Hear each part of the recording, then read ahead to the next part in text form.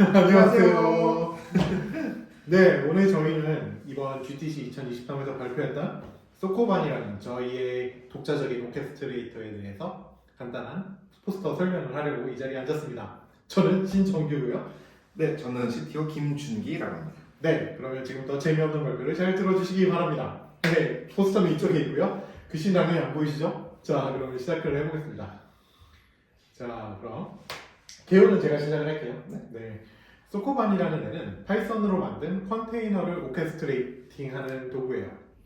저 컨테이너는 뭐고 오케스트레이터는 뭐냐 궁금하신 분들이 있을 텐데 뒤에서 설명드리고, 그래서 얘가 뭐가 좋느냐, 기존에 많이 사용하고 있는 쿠버네티스라는 거의 디팩토 스탠다드처럼 쓰이는 컨테이너 오케스트레이터 대비 엄청나게 나은 성능과 엄청나게 유연한 확장성을 보여주고 있습니다. 그래서 그걸 기반으로 저희는 수많은 딥러닝 AI 워크로드의 성능을 끝까지 끌어올리거나 아니면 AI에 사용되는 하드웨어의 성능을 극한까지 올리는 여러 가지 실험도 했고요. 그거를 실제로 적용해서 많은 사람들에게 제공하고 있죠.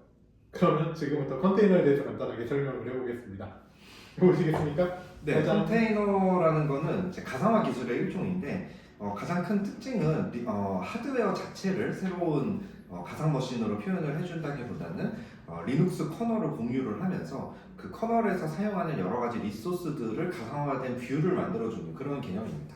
그 가장 큰 특징으로는 하드웨어에 대한 직접 접근이 가능하기 때문에 어떻게 보면 일반 리눅스 프로세서와 동일한 수준의 성능을 낼 수가 있고, 그렇기 때문에 HPC나 AI 분야에서 최근에 도입을 많이 하고 있는 그런 추세입니다.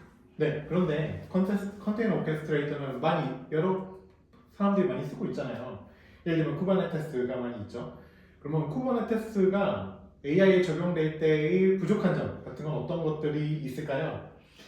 일단 쿠버네티스는 마이크로 서비스를 이제 중간 정도 사양 혹은 일반적인 커머디티 사양에 굉장히 많은 노드에 스케줄링을 하고, 또 그 과정에서 내가 원하는 타겟 스테이트, 예를 들면은 이 서비스는 최소한 이만큼의 CPU를 할당해서 서비스 어베일러빌리티가 유지가 돼야 된다, 이런 식의 제약 조건들을 정의를 했을 때 그 상태를 항상 일정하게 유지시켜주고, 또 필요에 따라서 그 정책을 늘렸다 줄였다 하는 이제 이런 형태의 오케스트레이션을 지원하기 위해서 만들어진 프레임워크입니다. 그 자체로는 굉장히 유연성이 높고, 또 이거를 잘 커스터마이징을 하면 다양한 용도로 활용을 할 수 있지만, 우리가 목표로 하는 AI, HPC 같은 고집적, 고밀도의 컴퓨팅 환경에서는 그러한 기본 앱스트랙션들이 그대로 적용되지 않는 경우가 많습니다. 예를 들면 쿠버네티스 같은 경우는 최대한 많은 노드에 고르게 컨테이너를 분산해서 실행하는 것을 목적으로 하는데, 이러한 HPC 환경이나 AI 환경에서는 소수의 고성능 노드에 일부러 워크로드 컨테이너들을 집약해서 사용하는 것이 오히려 더 높은 성능을 달성하는 데 유리한 경우가 많습니다. 이런 식으로 스케줄링 정책에서도 기본적인 차이가 발생을 하게 되고, 또 저희가 목표로 하는 이런 거대 언어 모델과 같은 대규모의 딥러닝 모델을 훈련시키기 위해서는 각각의 노드들이 서로 굉장히 그 최적화된 고속 네트워크 기술을 사용해서, 예를 들면 RDMA라든지 이런 기술을 사용해서 통신하는 것들이 필요합니다. 이러한 것들을 통합적으로 제어하기 위해서는 쿠버네티스와 같은 이제 범용성을 가진 프레임워크만으로는 한계가 있고, 그렇기 때문에 저희는 컨테이너의 다양한 고속 네트워킹 기술, 그다음에 뉴마 아키텍처와 같이 하나의 노드 내에서도 여러 개의 워크로드를 스케줄링 했을 때 어떻게 하면 성능 저하를 줄일 수 있을 것인가, 이런 부분에 대한 굉장히 많은 최적화 기술들을 이 소코반 오케스트레이션에 적용을 하고 있습니다. 네, 간단하게 말씀드리면 쿠버네티스는 추상화가 잘 돼 있어서 굉장히 동일한 점들을 굉장히 많이 띄우는 데는 유리하지만, 이렇게 뭔가 특정한 목적을 가지고 배치 프로세스로 집약해서 때리는 데는 굉장히 여러 가지 문제점이 있습니다. 이걸 해결하려고 수많은 플러그인을 붙이거나 아니면 스케줄러를 바꾸거나 이런 시도들이 있지만, 본질적으로 쿠버네티스가 가지는 구조의 한계가 있죠. 그래서 저희는 소코반이라는 오케스트레이터를 만들었습니다. 역사는 사실 오래됐고요. 얘는 하드웨어의 성능을 끝까지 끌어내기 위해서 처음부터 제작한 오케스트레이터예요. 그래서 멀티 테넌트 환경이나 그리고 배치, 미리 잡을 던져놓고 잊어버리면 되는 그런 환경에 굉장히 특화를 해서 만들어져 있고요. 그리고 특이한 점은 스케줄러가 굉장히 여러 단계로 되어 있습니다. 예를 들면 전체 시스템을 관장하는 스케줄러가 있고 각 노드별로 최적화라는 스케줄러가 다 따로 있죠. 또한 이 소코반이라는 애는 그 하위에 다양한 서브 시스템들을 붙일 수 있게 돼 있어요. 예를 들면 소코반에 원래 들어있는 서브 시스템이 있고 그 다음에 많이 사용되는 쿠버네티스를 붙이고 싶다면 쿠버네티스 서브 시스템을 붙이면 되고 VM을 쓰고 싶다 그러면 VM에 뭐 현재 테스트 중인 VM 서브 시스템을 붙이는 식으로 하나의 오케스트레이터가 다양한 종류의 백엔드, 다양한 종류의 워크로드들을 감당할 수 있도록 만들어져 있습니다. 자, 그럼 이걸 언제부터 만들기 시작했을까요? 네, 저희가 이것을 개발한 거는 2015년부터입니다. 그래서 이미 2015년이라는 게 상당히 오랜 세월이 지났기 때문에 그때 어떤 일이 있었는지를 간단하게 설명을 드리면 쿠버네티스가 처음 오픈소스 버전으로 발표가 된 게 2015년이었고요. 또 구글에서 텐서플로우를 발표한 것도 2015년이었습니다. 그래서 그 당시에는 컨테이너라는 기술이 이제 막 세상에 소개가 돼서 이런 거를 이용하면 우리가 굉장히 라이트웨이트한 경량 가상화를 잘 구현할 수 있겠다라는 것을 사람들이 이제 막 알기 시작했던 단계입니다만 실제로 이거를 저희가 그동안 개발을 하면서 굉장히 많은 문제점들을 겪어야 했습니다. 예를 들면 가상머신 같은 경우는 하드웨어 컴퓨터 하드웨어 자체를 가상화를 했기 때문에 내가 CPU 개수를 제약을 하고 싶다 그러면 그것이 하드웨어 자체적으로 제약된 개수의 CPU가 보이기 때문에 레거시 어플리케이션을 돌렸을 때 그냥 돌아가지만 컨테이너 같은 경우는 이것을 운영체제의 스케줄러 레벨에서 제어를 하기 때문에 그러한 스케줄러의 어떤 특성들을 인식하도록 추가적인 조치를 해주지 않으면 기존의 레거시 어플리케이션들이 컨테이너 환경에서 과부하를 유발한다든지 이런 문제들이 발생하곤 했습니다.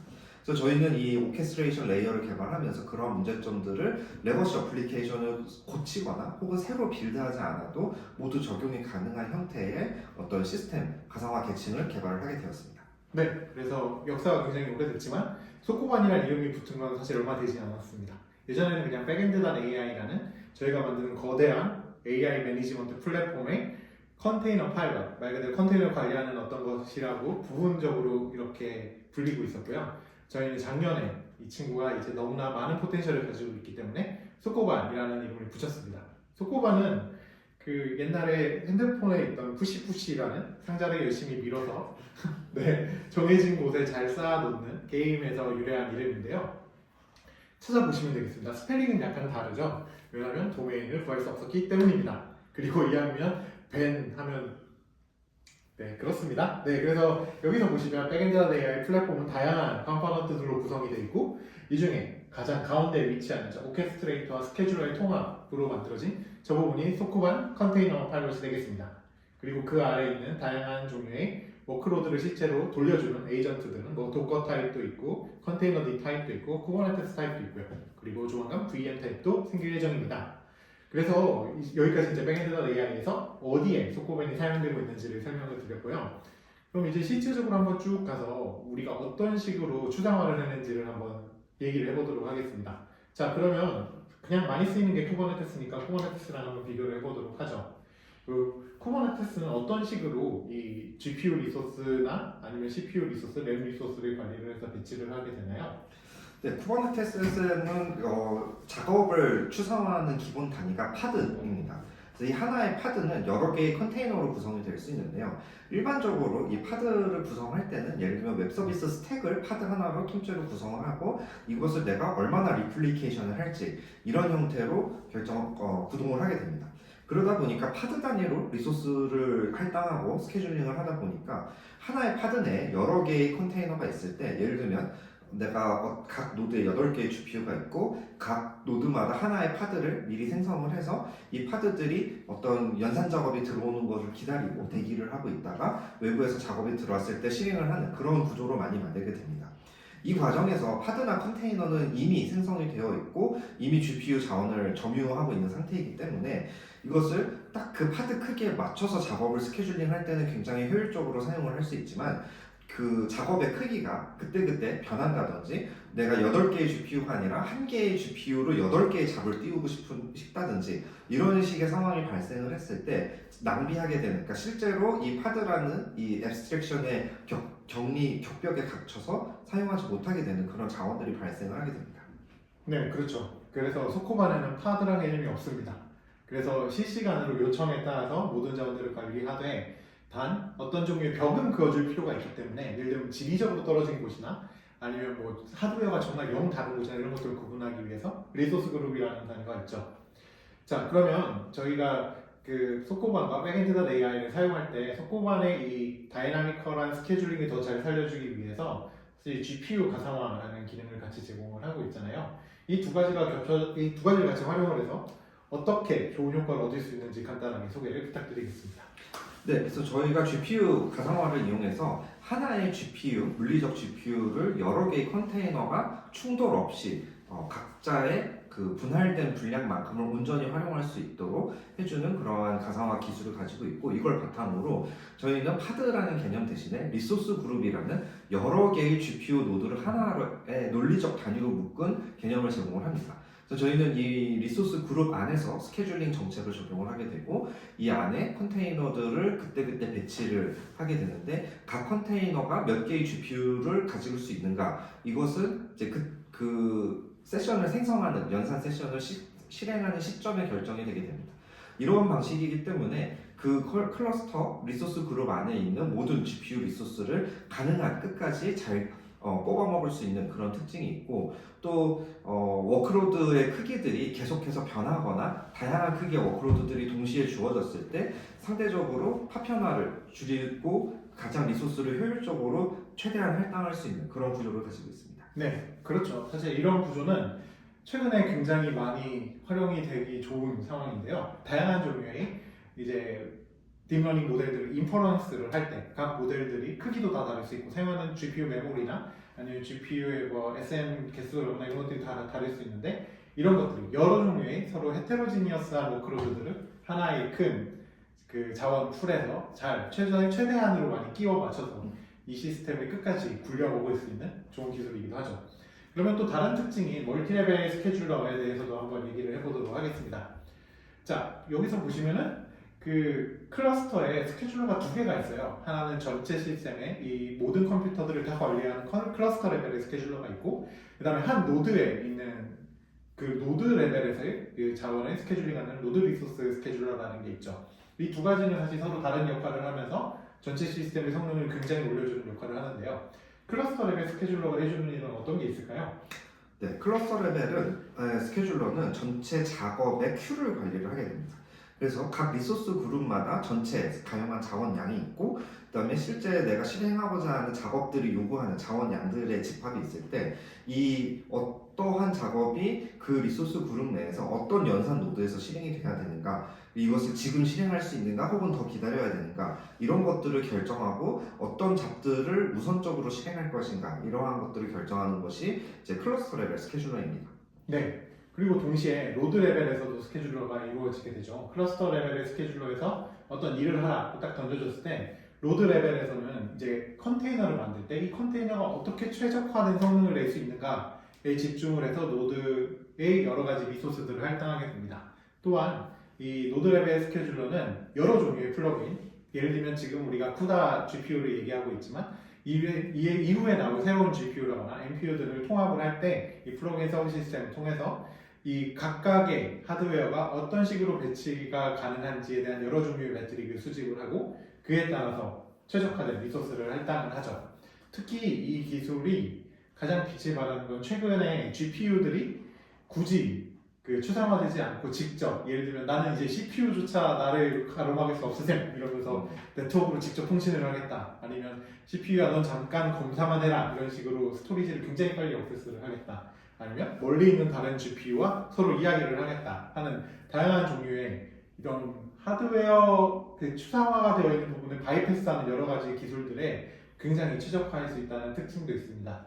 그럼 이런 것들의 가장 기초가 되는 것 중에 하나인 그 CPU를 할당할 때 누마 어웨어 리소스 매핑이라는 기술에 대해서 간단하게 소개를 부탁드리겠습니다. 네, 그럼 이제 하나의 노드에 고직접으로 여러 개의 워크로드를 실행할 때 되게 중요한 부분이, 보통 우리가 이제 사용하는 일반적인 데스크탑 PC에서는 CPU가 한 개, 멀티코어 CPU가 한 개가 있지만, 이러한 이제 대규모의 서버급 연산 시스템에서는 CPU 자체가 두 개, 네 개 이렇게 되는 경우들이 있습니다. 근데 이 CPU라는 것도 물리적인 장치이기 때문에 이 각각의 CPU가 내가 가장 빠르게 접속할 수 있는 메모리라든지 GPU라든지 이런 것들이 서로 다르게 됩니다. 그래서 예를 들면 하나의 서버에 두 개의 CPU가 있고 각 CPU에 메모리가 100기가씩 달려있고 GPU가 두 개씩 달려있다. 이럴 때 뭐 1번 CPU에서 2번 CPU에 붙어있는 GPU를 접근한다던가 메모리를 접근하게 되면은 그만큼 성능이 떨어지게 됩니다. 이러한 문제를 해결하기 위해서 운영체제에서는 이 뉴마라는 개념을 제공을 하고 있는데요. 이 어느 CPU에 이 프로세스가 실행되느냐에 따라서 내가 어떠한 GPU를 접근을 해야 되고 어떠한 메모리 영역을 접근해야 되는가를 제어를 할 수 있습니다.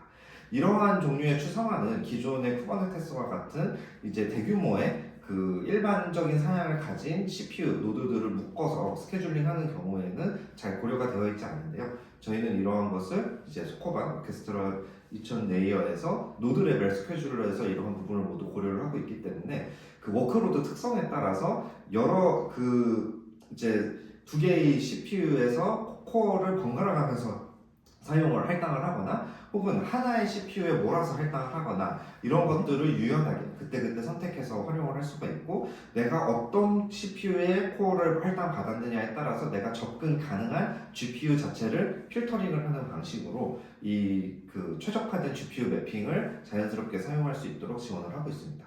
이러한 과정은 특히 사용자가 일일이 설정하지 않아도 이러한 정책만 지정하면은 알아서 노드 레벨 스케줄러가 해준다는 것이 가장 큰 특징이라 하겠습니다. 네, 이미 5분 발표는 택도 없이 넘었기 때문에 대충 되는 대로 막 하겠습니다. 네, 그래서 이런 뉴마웨어 리소스 매핑에 더해서 아까 말씀드린 컨테이너 레벨, 로드 레벨의 리소스 스케줄러 및 이제 완전히 이상하게 서로 다른 추상화 레벨을 통해서 GPU들끼리 서로 통신을 하거나 네트워크를 통해서 실제로 스토리지를 이루어가는 여러 가지 기술들을 적용을 할 수가 있었는데요. 예를 들면 여러분이 벤치마킹을 하실 때 데스크탑이 아니죠. 그냥 베어메탈 노드에서 직접 CPU 어떤 몇 번을 사용할지 다 지정을 해주고 그 다음에 GPU 몇 번을 사용할지 지정을 해주는 예를 들면 슬럼 같은 것들을 사용해서 그렇게 강제로 지정을 해주는 방식으로 벤치마크를 최대한 올리려는 시도를 많이 하게 되는데 백엔드.ai는 소코반을 통해서 그런 과정을 알아서 해준다는 게 굉장히 큰 특징이 되겠습니다. 어느 정도까지 알아서 해주냐면 여러 가지 보여드릴 텐데요. 우선 위쪽에 얘는 이제 네트워크에 있는데 여러 종류의 네트워크가 이 전체 클러스터에 있을 경우에 예를 들면 GPU들끼리 통신을 하는 인피니밴드 네트워크가 있고 실제로 데이터가 통신하는 데이터 네트워크 그 다음에 유저가 실제로 사용하는 유저 네트워크라거나 이렇게 다양한 종류의 네트워크 플레인들이 있을 때 이것들을 알아서 인식을 하고 맞는 것들끼리 연동을 하고 또 그렇게 연동된 여러 컨테이너들이 같은 그룹에 있는 다른 컨테이너들에 물려져 있는 GPU를 자동으로 인식하는 이런 모든 과정을 자동화를 해주게 되죠. 그래서 저희는 몇 가지 테스트를 했는데요. 사실 백엔드.ai 역사는 좀 길기 때문에 그동안 수많은 곳들에서 수많은 테스트가 되었습니다. 하지만 이번에 테스트를 하면서 좀 많이 터프한 테스트들이었죠. 이제 첫 번째는 엄청나게 큰 랭귀지 모델을 훈련을 할 때 어느 정도까지 성능을 끌어낼 수 있느냐를 하나를 해봤고요. 두 번째로는 이 AI 클러스터에서 도대체 어느 정도 빠르게 네트워크 스토리지를 액세스할 수 있는가 이 두 가지를 테스트를 했습니다. 그럼 첫 번째 경우에 대해서 간단하게 소개를 해주시겠습니까? 당황하셨나요? 그 첫 번째 걸 제가 하고 두 번째 걸 준기님이 하겠습니다. 네, 라지 랭귀지 모델을 트레이닝하기 위해서 많이 사용되는 메가트론 그리고 딥스피드라는 여러분들도 많이 들어보셨을 프레임워크가 있는데 저희는 그걸 사용해서 GPU가 굉장히 많은 머신에서 이 분산 처리 훈련을 통해서 어느 정도까지 이제 GPT-2나 T5의 훈련 성능을 끌어낼 수 있는지 테스트를 했어요. 말로 하면은 좀 헷갈리니까 결과만 여기서 보시면은 저희가 도달한 GPU당 플롭스의 한계치는 145에서 146에 달하는 성능이고요. 이론상 수치에 거의 근접한 그리고 이걸 베어메탈에서 한다고 해도 150을 달성하기는 어려운 정도의 수치를 달성했다고 보시면 되겠습니다. 일반적으로 컨테이너 기반으로 우리가 플롭스퍼 GPU를 계산을 했을 때는 이 결과값을 2분의 1 정도를 기대하는 것들이 일반적인데 저희는 아예 컨테이너가 없는 베어메탈에서 슬럼을 통해서 사람이 굉장히 하드코드에서 최적화를 한 것과 거의 동일한 결과를 냈다는 게 말은 어렵지만 이 실험의 결과가 되겠습니다. 결론은 되게 크고 많은 노드, 되게 큰 모델을 되게 많은 노드들을 사용해서 훈련을 할 때도 거의 기계가 가지고 있는 모든 포텐셜을 끌어낼 수 있었다. 그리고 사실 오늘 발표 때는 다루지 않겠지만 소코반 위에 있는 수많은 계층들이 설정부터 시작해서 뭐 훈련 과정 모니터링까지 모두 자동화를 하고 있다는 것도 뭐 특징이 되겠죠. 그럼 두 번째로는 저희가 세계 최초로 성공을 하고 실제로 지금 배달을 한 GPU 다이렉트 스토리지 기반으로 데이터를 어디까지 속도로 입출력할 수 있는가에 대한 설명을 이번에 준기님 진행을 하시죠. 네, 엔비디아에서 제가 정확하게 모르겠지만 한 2, 3년 전에 공개한 매그넘 IO라는 기술이 있고 이것이 지금은 GPU 다이렉트 스토리지라는 이름으로 홍보가 되고 있습니다. 이것을 이제 그 쿠다 레벨에서 코딩을 하시는 분들의 경우에는 쿠 파일이라는 API를 이용해서 GPU에서 직접 파일 시스템의 경로를 주면은 이제 GPU 코드에서 바로 파일을 읽을 수 있고 이것이 이제 레거시 모드로 동작할 때는 CPU를 거쳐서 일반적인 방법으로 이제 I/O를 하고 버퍼를 연동하는 식이 되지만 이것을 지원하는 특정한 스토리지 솔루션, 예를 들면 웨카와 같은 이제 굉장히 고속 그 스토리지 분산 스토리지를 구현하는 시스템과 연동을 하게 되는 경우에 RDMA를 통해서 그 스토리지 노드에 있는 디스크와 네트워크 카드를 직접 GPU가 원격으로 제어하는 이제 그러한 개념이라고 보시면 되겠습니다. 이렇게 해서 그 실제 네트워크 하드웨어가 낼 수 있는 거의 최대한의 이론상 성능을 모두 끌어내서 GPU로 대량의 데이터를 가지고 올 수 있게 되고요. 여기 표를 비교를 해보시면 그 버퍼 사이즈에 따라서 이제 리드나 라이트 성능을 비교를 했을 때 실제로 150GB per sec 이상의 이게 200GB 이상의 성능을 낼 수 있는 네트워크에서 연결했을 때 거의 이론상 성능에 가까운 그런 스피드를 내는 것을 확인을 할 수가 있었고 특히 저희가 컨테이너 기반의 환경에서 이 GDS, GPU 다이렉트 스토리지 기술을 연동하기 위해서 여러 가지 추가적인 개발 작업을 해야 했던 내용들이 있습니다. 이것이 저희가 세계 최초로 소코반을 통해서 이 GPU 다이렉트 스토리지를 지원을 하고 있고 이러한 이제 노하우, 이러한 이제 빠른 개발과 딜리버리가 가능했던 것은 저희가 이제 자체적으로 오케스트레이션 레이어를 개발해서 갖고 있기 때문에 이러한 새로운 기술에 대한 어떤 요구사항이라든지 특정한 뭐 커널 레벨의 컨피그레이션이라든지 이런 것들을 자동화하고 집어넣을 수 있는 이런 플러그인 아키텍처 이런 것들을 모두 자체적으로 가지고 있기 때문에 가능했던 결과를 할 수 있겠습니다. 네, GPU 다이렉트 스토리지는 GPU가 직접 하드웨어 또는 네트워크에 액세스를 해야 되기 때문에 추상화를 걸 수가 없는 부분들이 다소 존재합니다. 백엔드.ai에 들어있는 이 소코반은 이 추상화 부분이 완전히 다른 식으로 설계가 되어 있기 때문에 원하는 만큼 원하는 하드웨어를 원하는 곳에 노출시킬 수가 있는 기능이 기본적으로 있고 이를 통해서 보통은 베어메탈에서만 사용하고 있는 GPU 다이렉트 스토리지를 컨테이너 레벨에서 그러니까 누구나 편하게 여러 다른 사람들과 함께 이런 엄청난 속도의 스토리지를 쓸 수 있도록 성공했다고 보시면 되겠습니다. 그럼 결론을 정리해볼까요? 5분은 이미 틀렸지만 네, 저희는 5분 녹화를 해달라는 요청을 받았거든요. 네, 저희는 이 고성능 컴퓨팅이나 AI 분야에서 발생하는 수많은 워크로드들에 특화된 자체적인 오케스트레이터를 만들어서 기존의 오케스트레이터들이 갖고 있는 여러 가지 한계를 돌파할 수가 있었고요. 그 다음에 이런 과정에서 그 리소스를 어딘가 할당하고 어딘가 배포하고 그 다음에 다양한 종류의 가속 하드웨어들을 매니지먼트하는 과정을 굉장히 쉽고 빠르고 강력하게 수행할 수 있었습니다. 특히 이는 노드가 굉장히 많아지는 멀티노드 환경과 분산 처리를 하고 분산 훈련을 하는 환경에서 더욱 빛을 발하게 되죠. 자, 그 다음에 네, 이렇게 저희는 그 자체적으로 개발한 소코반 오케스트레이션을 통해서 높은 성능을 달성함과 동시에 앞으로 등장할 다양한 새로운 하드웨어들에 대한 선제적인 대응을 미리 하고 있다. 이런 것들을 특징으로 할 수 있겠고 또 이런 특히 GPU 간의 직접 네트워킹 기술, RDMA 기술, GPU 다이렉트 스토리지 기술과 같은 새로운 하드웨어 가속 기술들이 나왔을 때 이에 대해서 굉장히 빠르게 대응을 할 수 있다. 이것을 실제로 시장에 저희 고객사한테 이미 이런 기술들을 딜리버를 함으로써 그것을 증명해서 보여주고 있는 그런 솔루션이라 하겠습니다. 이런 과정들을 통해서 저희가 앞으로 이제 거대 언어 모델, 챗GPT 같은 것들을 만들거나 혹은 직접 운영하고자 하는 그런 수요들이 굉장히 늘어나리라 생각을 하고 있는데요. 그런 과정에서 다시금 인퍼런스 서비스에서도 GPU의 중요도가 굉장히 높아지고 있습니다.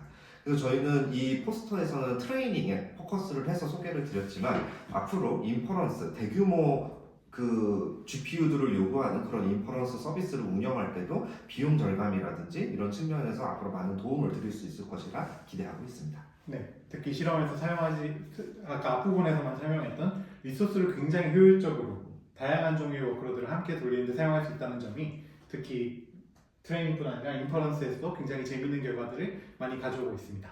그러면 저희의 짧다면 짧고 길다면 길 포스터 소개를 여기까지 마치도록 하고요. 다들 즐거운 하루 되시기 바랍니다. 안녕. 와.